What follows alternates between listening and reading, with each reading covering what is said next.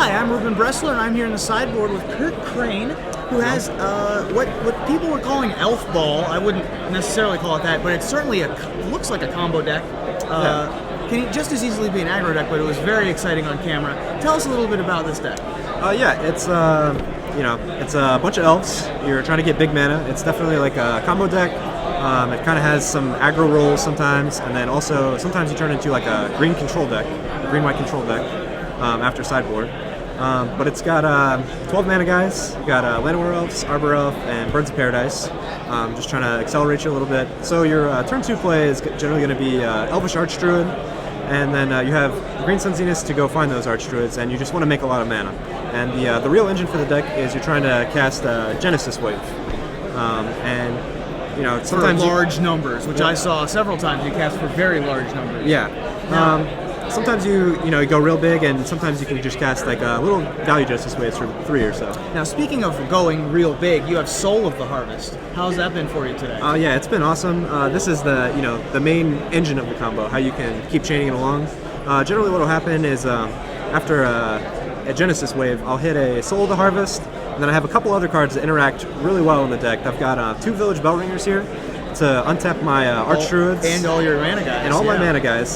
So I'm making extra amounts of mana. And then I also have Restoration Angel, which is, I originally had the Village Bellringers 3 and 4, and a couple other cards. I had tried Red for Fervor, and I had the 4th Soul of the Harvest, but my friend Evan Wagstaff, he talked me out of those, talked me into adding the 4 Angels. They're just good, when you're not winning, and especially, when you're comboing with it. Now, I noticed, even on top of Soul of the Harvest, you've got even bigger game on top of that. Yep. You have an Izuri, Renegade Leader, and you have a Crater Hoof Behemoth. Talk to me about the roles that those two play. Okay, so the deck's actually real fast. I've had 4 turn 4 kills already today. Generally what you're trying to do is get to some mana guys, and then you can actually Green Sun for Crater Hoof Behemoth, and when this guy comes into play, he pretty much ends the game. Also, if you're casting Genesis Wave for any more than 8, you hit Crater Hoof Behemoth, and you're going for the hundreds. Yuzuri's in here just as he's a good guy to Green Sun for when you're a little tighter on mana, and he also is in there just to protect against Wraths and Bonfires. So generally, if I'm playing against a Bonfire deck guy, if I can go big, I'll go big. He's Whip Flare, Day of Judgment, Insurance. Right. They can also overrun your team. Exactly. I've actually had one earlier today where I turned 3 Green Sun for Yuzuri, and then the following turn, made my land drop overrun and attack with Yuzuri for pretty much lethal. So. Excellent, yeah, and the deck has some extremely powerful draws. You were telling me that it's possible to get a turn 3 win with this deck? Yeah, you can definitely. You have to get a little lucky. Sure. And it's generally as you do. Yeah, I'm not going for the turn 3 win. Right. But typically, when it happens, you were telling me you're like just doing a value Green Sun or a value Genesis Wave, right? Yeah. So on turn 3, generally you go Elf into Archdruid, and then into turn 3 you make your land drop and you Genesis Wave for 3. And so some of the draws off that, if you hit Village Bellringer, or multiple Village Bellringers. Jeez. Yeah. So you can get if you hit 2 Village Bellringers, you can do something like you can make like upwards of 10 mana, and then I actually cast the second Genesis Wave for 7, I believe. And from there, it just took off. And then the engine just couldn't. Restoration Angel, Soul of the Harvest. I'd say one of the biggest problems I've had is decking myself. Yeah. I don't want to deck myself. Luckily, Soul of the Harvest is a May. Luckily. Yeah. But so I've cast a couple Genesis Waves where I've thought about it, and I was going to cast a Genesis Wave for like 29. Decided, oh wait, I'll go for 26 because I have a couple Visionaries left in my deck. I don't want to deck myself. Sure. So, talk to me a little bit about your sideboard. You've got an interesting, transformational aspect to your game where you can sort of become a control deck. You've got a lot of pieces that are really good against specific archetypes. Like you've got some very good things against Esper control and black control, and you've got some weird interactions like that you can switch out and become a completely different deck. Yeah. So let's see here. We've got the mainstay is just the 4th Thalia. I had 3 for a while. 4 is just gotta be the way to go. You want it. Any control matchup, Delver, Esper, Blue Black control, just sticking a Thalia, trying to buy some extra time for their Wraths, and just make Delver pay additional mana for all their cantrips. Yeah. It's just been awesome. Got the Acidic Slime. The Acidic Slime's just coming in for any random trading post decks. decks with swords, or I played against the deck earlier. It was humans. You had the Honor the Peers, so I brought in the 6 line just to hit those. Speaking of swords, you've also got Crushing Vines. Yeah, Crushing Vines. Which takes down swords, trading posts, what have you. Yeah, anything. Also takes down Restoration Angels, which I imagine can be a problem for your deck. Yeah, Restoration Angel was a problem until we added our own. Until you're added your own, sure. Fight fire with fire. So we Right. have a Plummet, obviously, to add to that. Talk to me about the Thragtusks.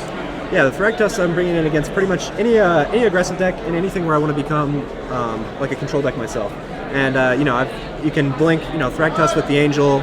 You can get a ton of value with that.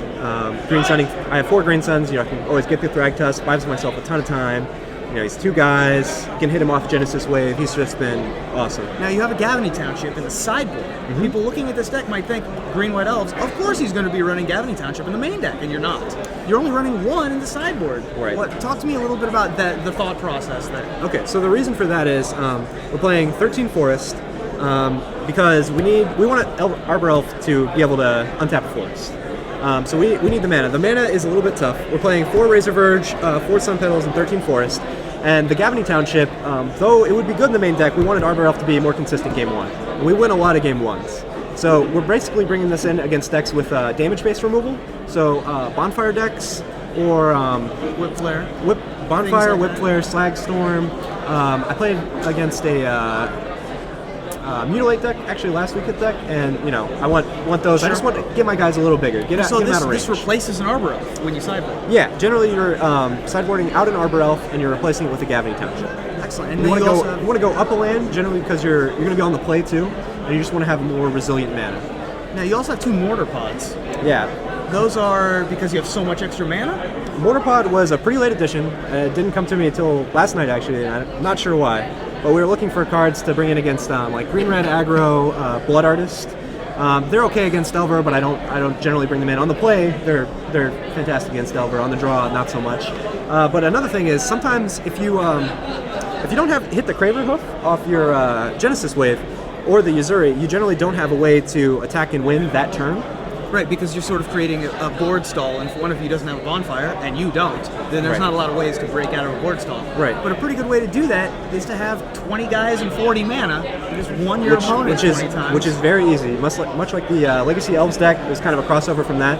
I can get 40 mana, no problem. I can put my entire deck into play, and then I can just gun them down. Excellent. So you're currently 3-0. What have you played against so far? So far, the last round actually had a pretty tough matchup. I played against Red-Green Aggro, which is very tough because they have main deck bonfires, and was able to squeak it out. I actually had the Gavany Township in my opening hand. It was very good. Yeah, both of the sideboard games. It was just awesome.